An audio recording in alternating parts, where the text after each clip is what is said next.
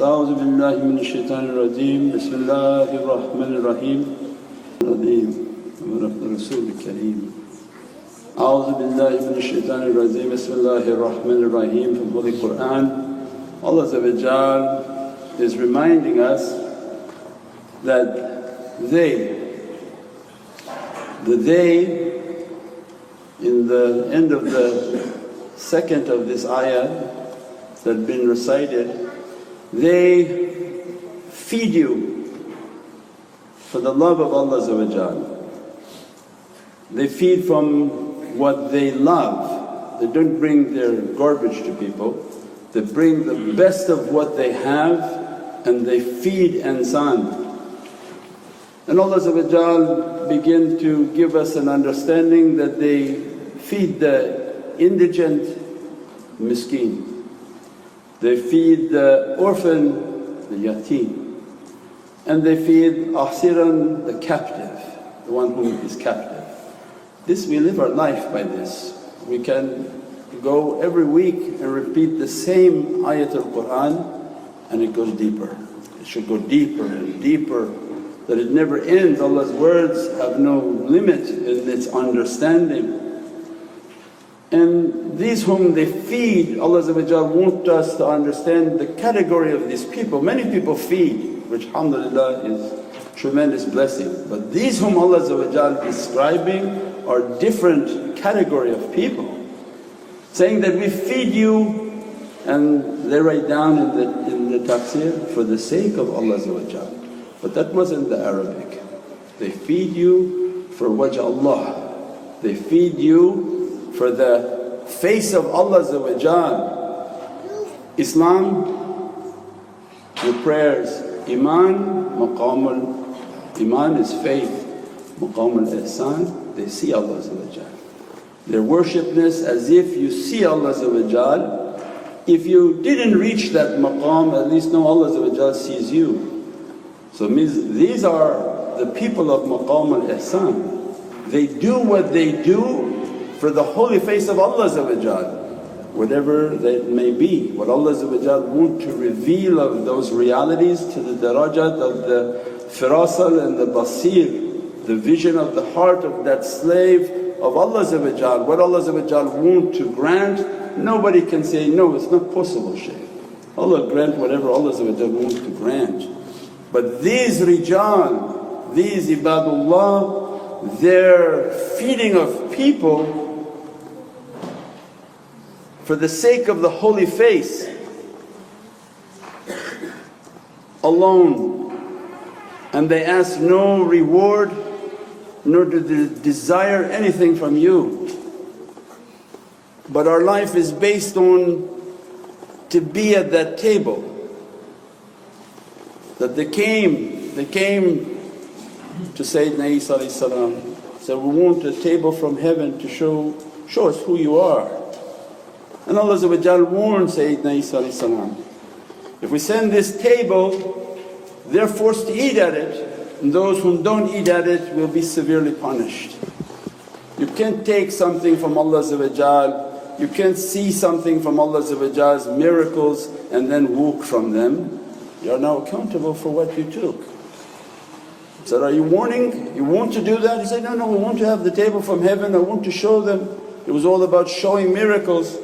As soon as this table begins to approach to the earth, the proud ones, we don't need to eat from that. And they left. And pride and bad character always rejects the signs of Allah because of hasad and jealousy. They weren't really looking for a miracle, they were just jealous of what Sayyidina Isa had. As soon as he proved it, no, that I am connected with Allah, now look at the table. They said, oh, it's probably magic, and they walked away. This table is always coming for the nation of Sayyidina Muhammad. It's not one time. It's our life to eat at any table. So the tables of zikr and maghfir, tremendous blessings. But what these rijal and what Allah want to inspire within our heart from malakut, Allah not interested for the world and the physical world. Allah is interested for the soul and malakut, the heavens. Allah has no time.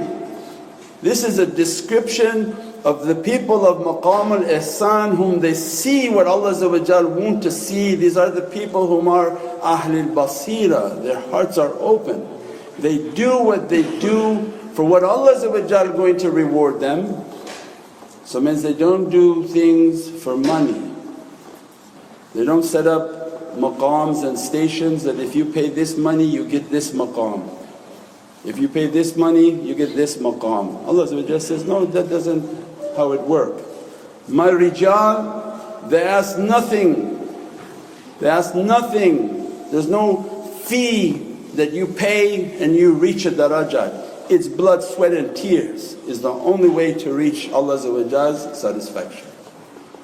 That heart not going to open, and nobody can promise you to open anything with any amount of money or reward. That these rijalullah, they won't, and they feed the miskeen, the yatim and asiran. So then they come into our life and begin to teach, who's a miskeen? Not only the one whom has nothing and is completely poor, but the one whom has everything but sees himself as nothing in the presence of Allah. Because rizq is not something that is cursed. All Sahabi Kiram were big merchants, big traders, otherwise how they armed an entire nation for Sayyidina Muhammad. But they don't let that desire enter into their heart. They took a life of humility. So we said before, we remind ourselves always, this miskeen is very difficult. This miskeen is to think that I have to be hungry on this path. If you want from their table, if you want from this reality that they're able to explain for you, you have to be hungry. You don't pick and choose if you're going to come and eat that night, you eat every night when those rijals show up. It's not a meal that you've ever had in any of your lives. You can live 1,000 lifetimes and you won't eat what Allah is going to be dressing you from. We explained before, if you have a paper and you're writing you'll understand. One of these rijal, if he's from Ahlul Qadr and Allah opened for him Laylatul Qadr, Salamun hiya hatta litla al-fajr, all their life from that point on, Allah blessing and dressing them, every day of theirs is 1,000 months of yours. Every day. Every day 30,000 ni'mat coming upon them. If you eat one bite with them, as if 30,000 days of your eating. It's all those numbers, I didn't make the numbers, go back check the math. 30,000, 1,000 months. When Allah gives, He's not like us, we're stingy. If I give you $5 the next day say, I'm not giving you anymore. Allah when He decrees, you have ikhlas. I'm giving to you, every day from this point in your life you'll receive from me my ni'mat. If I found you worthy to make you from Ahlul Qadr, every day for you will be a qadr. Every day at your fajr will be a salams. Every angel and every amr is moving into the heart of these awliyaullah. And you pray 2 rakat with them as if 30,000 of your rakats. You give $1 to them as if 30,000 donations you gave them one day. Imagine somebody accompany them for 1 week, 1 month, 1 year, a lifetime. They begin to teach, no, you're using the wrong faculty of your mind. That you have to take a path in which you're hungry to be at their table. You don't pick and choose if you're going to go. Some people said, well the distance for the zikr was very far. Yeah, but it was far for us too. 3,000, 4,000 miles. These guys drove 24 hours to get here, straight, so that they could be at the Thursday zikr. But this is our life, I'm not talking about anyone in particular. I'm reminding myself every day when I say, I'm not going to go this month and I don't feel like going and driving there. Some people, they don't need to do that. Allah already gave to them everything. But you took a trust from Allah that if I give to you, you're going to be of service. And the farther you move in your service, the more of these blessings are going to be addressing. So everybody's struggling with that.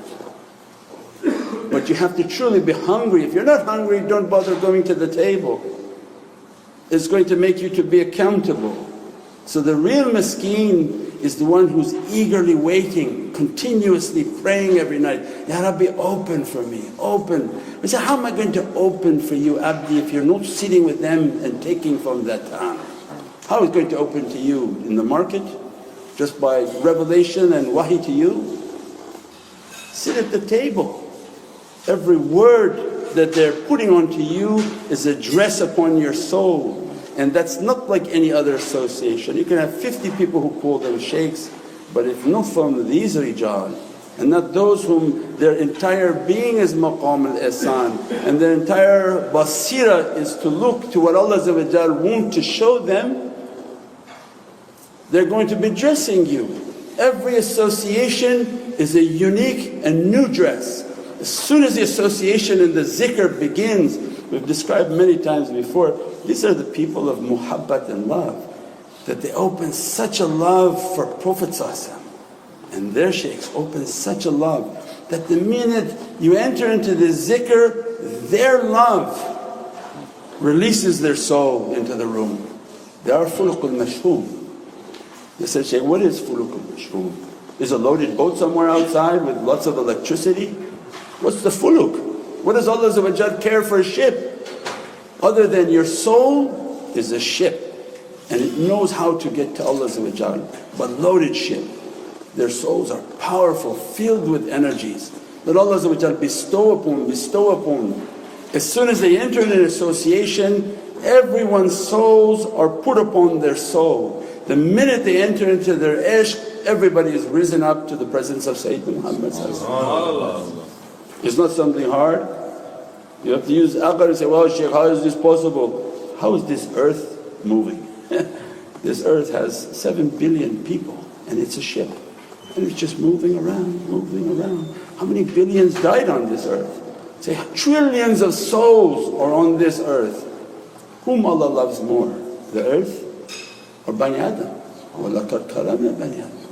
I honored your soul more than anything of this physical world. Imagine the potential of your soul. Everywhere it goes it's a light, and every light it connects with and grabs. If that's one of these rijal, every miraj that Allah dressing, every barakah that Allah putting upon them, it dresses every atom of anyone who's with them. And what's the strongest way to keep your atom with somebody? Not through your aqad. You can't think of, oh I want to be with Mawlana Shaykh. You have to love Mawlana Shaykh. When you love Prophet's hadith, you'll be with whom you love, and whom you love will always be with you. You'll be with whom you love, and whom you love is better in character than you, he'll always be with you. Mawlana Shaykh's teaching Prophet's holy hadith. So then they teach love. Love them, love them. The only bond that you can make is your love. As soon as you love them, your soul is with them. And imagine who they love. Not only they love you, their love for Prophet is supreme. Their soul, like a zap in a second, is back into the presence of Prophet. So these are very fast ships. It's not a rowboat. They don't say, come on let's go, we're going to go, I'm tired, now you row. It's in the blink of an eye and faster than a blink of an eye. As soon as people enter into the association, their ship is boom right back in the presence of their shaykh. And their shaykh's ship is in the presence of their shaykh, and that's why the shajara and that shaykh's presence is in the presence of Sayyidina Muhammad. Within an instant in muhabbat they're back. Not by aqad but by muhabbat. If you spend all your life just sitting and trying to concentrate that you're with Prophet that you're with Allah, it ain't going to happen. You can concentrate all you want, you enter into the world of false imagination. The fastest and most powerful bond, the true bond that moves beyond space and time is love. When you love them, Allah gives you reward. There's no intention, there's nothing bad you can do with love, just don't harm someone with love. So it means that love opens that association. Those are the miskeen. They teach, be hungry, look for their associations, attend the association. They're going to be dressing you. If you have to drive 2 hours to the association, you're going to get more blessings than the person who had to walk 5 minutes to the association. And that's going to be taking away all the difficulties that you're facing now and praying for every day, that this difficulty taken away, this debt to be taken away, this hardship to be taken away. So how am I going to take it away if you don't just move?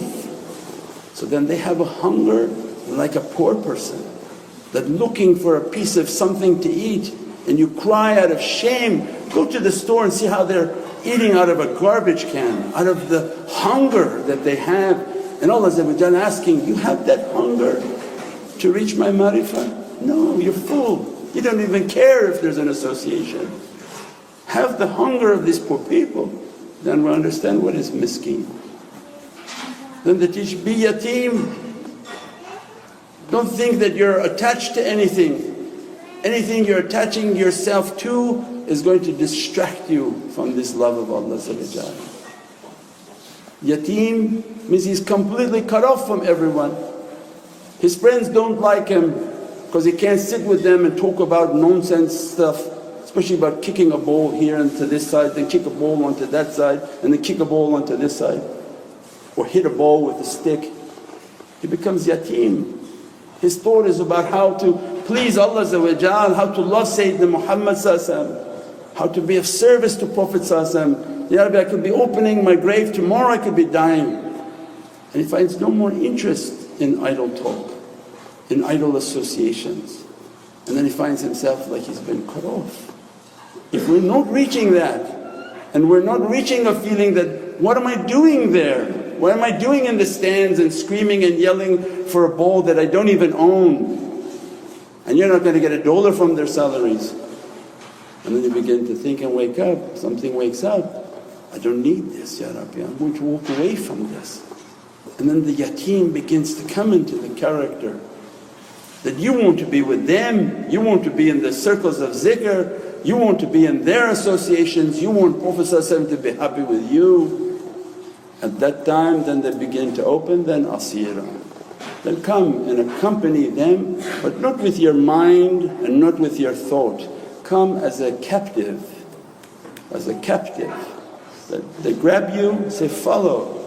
Your mind didn't work for you in anything you did, now you want to use it with them? Then you want them to fall too. Because mind is a very dangerous thing to use. It's the opposite of that commercial, huh? You have to use it. But no, here on this path, the mind is very dangerous to use. The mind is like when they say somebody's drowning in the ocean, and I said, don't you dare go out and try to save that guy, because he's going to take everyone down with him. That's why a lifeguard has to go. He goes with equipment. He goes with something Allah gave to him as a lifeguard, he goes out and saves people. But you go, he's going to put your head underwater. That's why they can't listen. So you want to come to this path, just submit. This mind of yours is wrong. You have to shut the mind and open the heart. And who was the example of all of these? Wasn't Sayyidina Bilal al-Habashi example of that? Wasn't Sayyidina Solomon al-Farsi salam to all of them, may Allah's infinite blessings be upon their souls. There was the daleel, we're not making stories up. They put themselves in captivity. Sayyidina Solomon al-Farsi, he gave his life to find the Prophet of the last days. He served a Jewish priest, he served a Christian priest, he served many people, and he walked away from the wealth of his family in search of that reality. He made himself to be miskeen. He cut himself from all his ties and he became yatim. And in the end, when he had amassed a little bit of money, and the last person he served said, you served me so well, let me tell you a secret. This Prophet that you're waiting for is coming to Yathrib, coming to Madinah Munawwarah. Take your way to that direction and you deserve what you've been looking for. He went to the bazaar and said, is there a caravan going in that direction? They said, yeah, we have a caravan going. And he gave his property, take me. And they said, no problem. And they flipped everything, stole everything and tied him up. He said, actually now you're our slave. Your property is our property. They stole his property. They took him as a slave and sold him to a Jewish merchant who's living in Medina. A lot of the Ahl Sunnah shaykhs don't tell you that part. They talk about Solomon Farsi and they leave out the most important part, is that even whatever money he acquired from all his service, they stole it from him. They took him as a captive and said, we're going to sell you. And Allah's plan is the best of plans, and sold him to a Jewish merchant in Medina. He entered into Medina as a slave, asiran, as a captive. And what did Prophet say after the whole dialogue with Sayyidina Solomon al-Farsi? He said, this story of Solomon is true, tell the companions, and Solomon is my Ahlul Bayt. No jihad, no Ramadan, no salah, no nothing. Sahabi are all sitting there, we fought many battles, we did many things with you. He became Ahlul Bayt. Yeah, so there's a secret. Prophet is teaching, his love is immense. His whole life was a struggle. He gave everything up. Of course he comes to my door as a captive, he's my family, he's everything. We pray that Allah dress us and bless us with the realities of Holy Qur'an and the reality of the love of Sayyidina Muhammad. Subhana rabbika rabbil izzati amma yasifoon wa salaamun al mursaleen walhamdulillahi rabbil alameen bi hurmati Muhammad al-Mustafa wa bi sirri Surat al-Fatiha. سيدنا النبي سيدنا النبي سيدنا النبي سيدنا النبي